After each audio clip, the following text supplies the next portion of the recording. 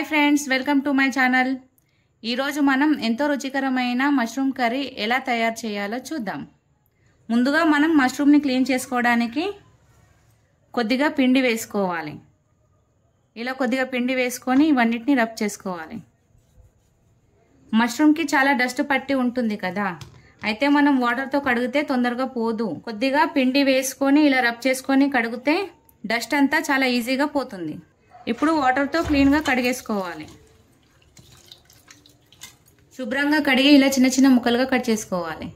ముందుగా ఒక mixie jar తీసుకొని అల్లం వెల్లుల్లిపాయలు, అలాగే 4-5 పచ్చిమిర్చీలు, కొద్దిగా కొత్తిమీర వేసి మిక్సీ పట్టుకుందాం.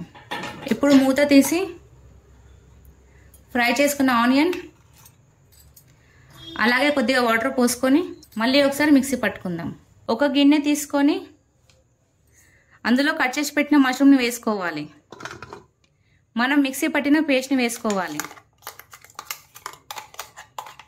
1 స్పూన్ గరం మసాలా, అలాగే వేయించుకున్న జీరా పౌడర్, 2 స్పూన్ల కారం, 1 స్పూన్ పసుపు, అలాగే 1 కప్పు పెరుగు వేసుకొని అంతా మిక్స్ చేసుకోవాలి.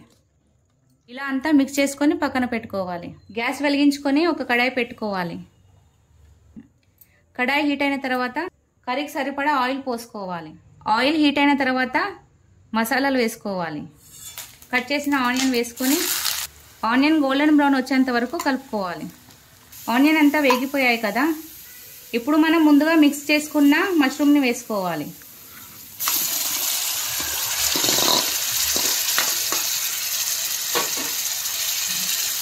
గ్యాస్ ఫ్లేమ్ని హైలో పెట్టి అంతా కలుపుకుంటూ ఉండాలి. టేస్ట్కి సరిపడా సాల్ట్ వేసుకోవాలి.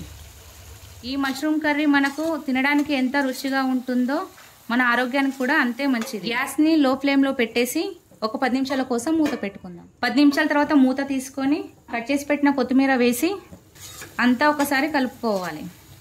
ఇప్పుడు గ్యాస్ ఆఫ్ చేసుకొని ఒక సర్వింగ్ బౌల్లో తీసుకుంటే ఎంతో ఈజీగా చేసుకునే రుచికరమైన మష్రూమ్ కర్రీ రెడీ. కర్రీని మనం చపాతీతోనైనా లేదా రైస్తోనైనా తింటే చాలా టేస్టీగా ఉంటుంది. ఇలాంటి మరిన్ని వీడియోల కోసం నా ఛానల్ని లైక్ చేయండి, షేర్ చేయండి, సబ్స్క్రైబ్ చేసుకోండి, అలాగే కామెంట్ కూడా పెట్టండి.